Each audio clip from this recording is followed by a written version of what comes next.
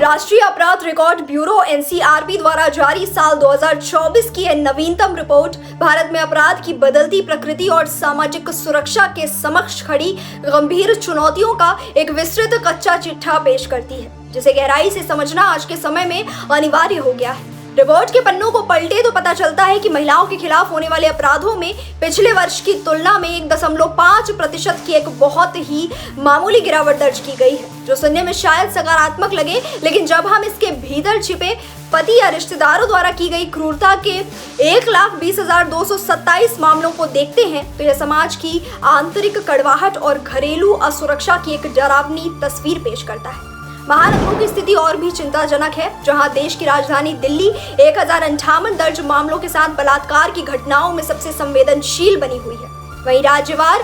तुलना में राजस्थान लगातार छठे साल इस सूची में शीर्ष पर काबिज है, जो कानून व्यवस्था पर गंभीर सवाल उठाता है। इससे भी अधिक विचलित करने वाला तथ्य बच्चों के खिलाफ बढ़ते अपराधों का है, जिसका ग्राफ 5.9% की दर से बढ़कर अब 1,87,702 मामलों तक पहुंच चुका है। चौंकाने वाली बात यह है कि इनमें से 40% मामले केवल अपहरण के हैं और लगभग 37% मामले पॉक्सो एक्ट के तहत दर्ज किए गए हैं, जो हमारी भावी पीढ़ी के भविष्य और उनकी सुरक्षा पर एक बहुत बड़ा प्रश्न चिन्ह लगाते हैं। मानसिक स्वास्थ्य और सामाजिक दबाव का अंदाजा आत्महत्या के आंकड़ों से लगाया जा सकता है, जहां पुरुषों और महिलाओं का अनुपात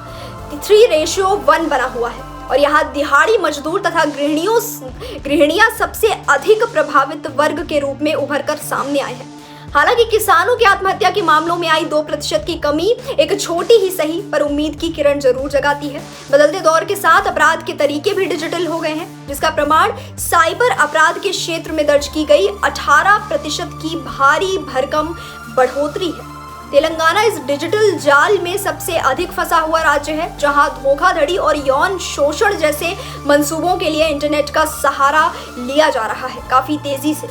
सबसे चौंकाने वाली जानकारी हिंसक अपराधों में आई 70% से अधिक की अप्रत्याशित वृद्धि और सड़क हादसों में होने वाली मौतों का आंकड़ा 4.68 लाख तक पहुंचना है, जो यह स्पष्ट करता है कि कानून प्रवर्तन और सड़क सुरक्षा के बुनियादी ढांचे को अभी मीलों का सफर तय करना बाकी है। एससी और एसटी समुदायों के खिलाफ अपराध में आंशिक सुधार के बावजूद उत्तर प्रदेश और मध्य प्रदेश जैसे राज्यों का इन संवेदनशील मामलों में शीर्ष पर बने रहना सामाजिक विषमता की ओर इशारा करता है। दिल्ली जैसे विशाल महानगर में बुजुर्गों और महिलाओं के खिलाफ बढ़ते अपराधों का यह निरंतर सिलसिला हमें यह सोचने पर मजबूर करता है कि केवल आंकड़ों में सुधार पर्याप्त नहीं है, बल्कि हमें जमीनी स्तर पर न्याय और सुरक्षा की एक ऐसी व्यवस्था विकसित करनी होगी जो अधिक पारदर्शी, संवेदनशील और आम नागरिक के प्रति जवाबदेह हो, ताकि एक सुरक्षित और न्यायपूर्ण भारत का सपना हकीकत में बदल सके। आपकी क्या राय है, हमें कमेंट्स में जरूर बताएं और ऐसी ही और भी खबरों के लिए जुड़े रहें ग्राउंड जीरो भारत के साथ। जय हिंद।